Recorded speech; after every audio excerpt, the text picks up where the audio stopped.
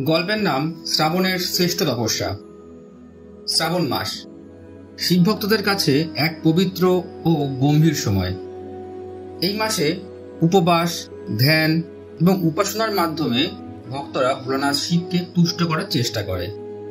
এই গল্পটি এক সাধারণ রাখালের অসাধারণ বিশ্বাস আর ত্যাগের কাহিনী, যেখানে শ্রাবণ মাসে তার নিষ্ঠা স্বয়ং মহাদেবের দৃষ্টি আকর্ষণ করে। অনেক বছর আগে এক সময়ের কথা, হিমালয়ের পাদদেশে এক ছোট্ট গ্রামে বাস করত রাঘব নামে এক দরিদ্র রাখাল ছেলে। তার মা বাবা মারা গেছে অনেক বছর আগে। সে প্রতিদিন গ্রামের গরু চড়িয়ে রোজগার করত আর রাতে গাছতলায় বসে ভোলানাথের ধ্যান করত। একসময় শ্রাবণ মাস এলো। রাঘব লক্ষ্য করল গ্রামের লোকেরা উপবাস করে শিব মন্দিরে জল ঢালতে যায়। তার মনেও ভক্তি জাগলো, কিন্তু তার তো উপবাস করার মতো সামর্থ্য নেই। দিনে না খেলে রাতে খেতে পায় না সে। তবুও সে সিদ্ধান্ত নিল সে শ্রাবণের প্রতিটি সোমবার অন্তত একটি বার করে উপবাস করবে এবং জল নিবেদন করবে ভগবান শিবকে। প্রথম সোমবার সে নদী থেকে জল নিয়ে মন্দিরে গেল। বাকি ভক্তরাও ফুল, বেলপাতা, দুধ নিয়ে এসেছিল।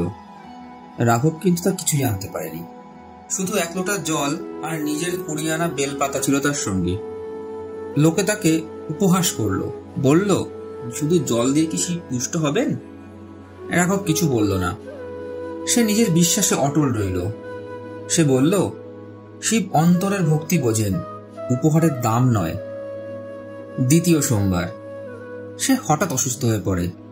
তবুও কষ্ট করে সে গরু চড়িয়ে কিছু আয় করে আর সন্ধ্যায় নদীর থেকে জল এনে আবার সে মন্দিরে যায়।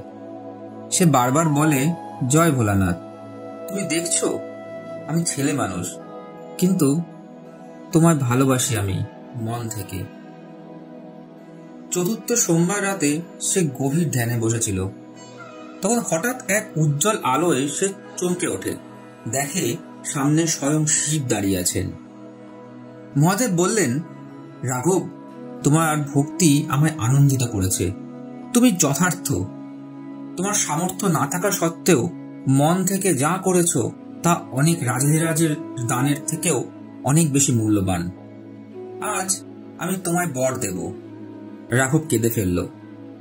সে বলে, ভোলানাথ, আমি কেবল তোমার চরণে থাকতে চাই, আর কিছু চাই না। শিব হেসে বললে, তোমার নিষ্কাম ভক্তিই তোমার বর, কিন্তু আমি চাই তুমি এই ভক্তির আলো গ্রামের সবাইকে দেখাও। আমি আশীর্বাদ করছি, তুমি যেখানে থাকবে শস্য, সমৃদ্ধি, শান্তি ও ভক্তির বার্তা ছড়িয়ে পড়বে। নীতিশিক্ষা। এই গল্প আমাদের শিক্ষা দেয় যে ভক্তি কখনো বাহ্যিক উপকরণ নয়, থাকে হৃদয়ের আন্তরিকতায়।